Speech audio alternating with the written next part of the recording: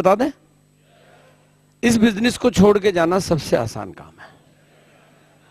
उसके लिए कुछ भी नहीं करना पड़ता है। मतलब अगर आप कॉलेज को, स्कूल को भी छोड़ते हैं तो शायद बहुत सारी चुनौतियां होती होगी। मतलब मैंने जो इस दुनिया में सबसे आसान काम देखा है वो है कि इस बिजनेस को छोड़ दें। इससे आसान कोई काम है? एक दिन खाना छोड़ें तो भी शायद कुछ तकलीफ होती है, पानी छोड़ें तो तकलीफ होती है थोड़ी देर के लिए बोलना छोड़ें तो तकलीफ होती है, लेकिन इस बिजनेस को छोड़ने में कोई भी परेशानी नहीं होती है। इसलिए सबसे ज्यादा आसान रास्ता ही लोग चुनेंगे क्या? छोड़ने वाला ही चुनेंगे ना।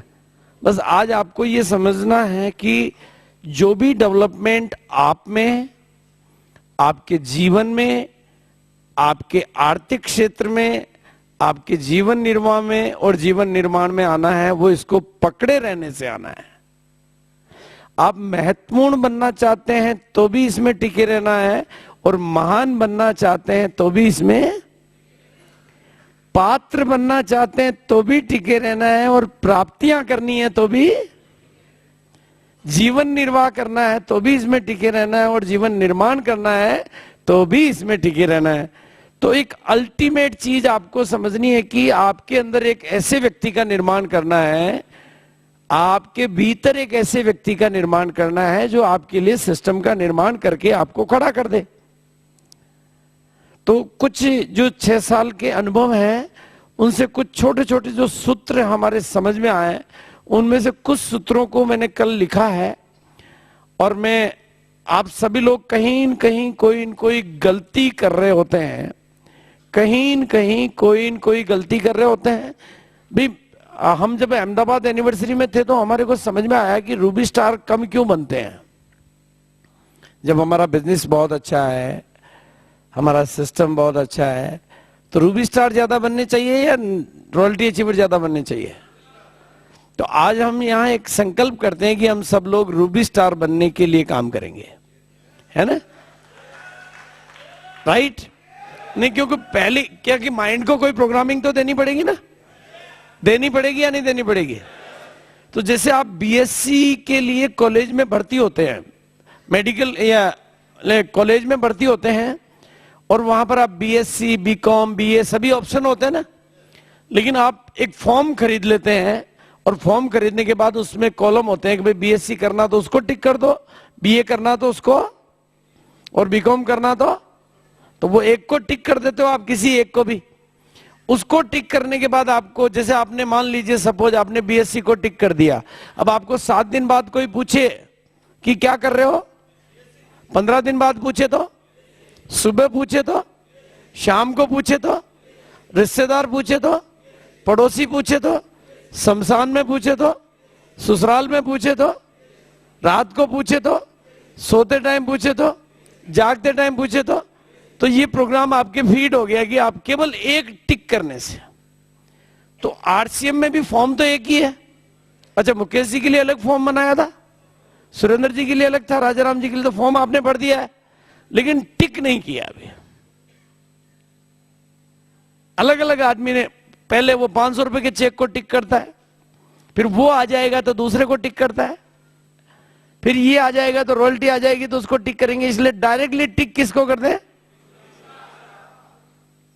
फिर कोई भी पूछे, कहीं भी मिलेंगे बाजार में, क्या कर रहे हो भाई? रूबी स्टार बनने का कोर्स ज्वाइन किया हुआ है ना? भाई लोग आपसे मिलेंगे, क्या कर रहे हो, तो फिर आप उसको आराम से, वो भी पूछेगा यार ये क्या चीज होती है, बताओ ये रूबी स्टार कौन सी डिग्री आई है, तो उसको घर बुलाओ, फिर बताओगे।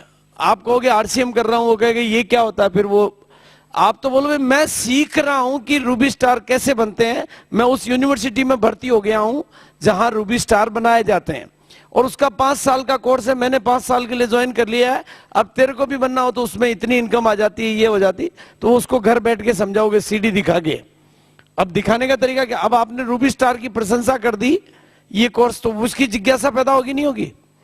अब उसको वहां रोड पे नहीं बताना है, घर बुला के बताना है, और पहले डायरेक्ट नहीं बताना, पहले सीडी में रूबी स्टार दिखा के फिर बताना है। आप क्या डायरेक्ट ही बताना शुरू कर देते हो? उसको पहले घर पे बुलाना, और पहले जो रूबी स्टार बन गया वो दिखाना है कि मैंने भी ये कोर्स ज्वाइन किया है। इसके लिए ये किताबें, ये कैसेट, ये, तो वो भी तैयार होगा ना। देखो बड़े से बड़ा डॉक्टर भी अपनी पत्नी का, बच्चे का, किसी का भी ऑपरेशन करे तो पहले बेहोशी का इंजेक्शन लगाता है, फिर बाद में ऑपरेशन शुरू करता है ना।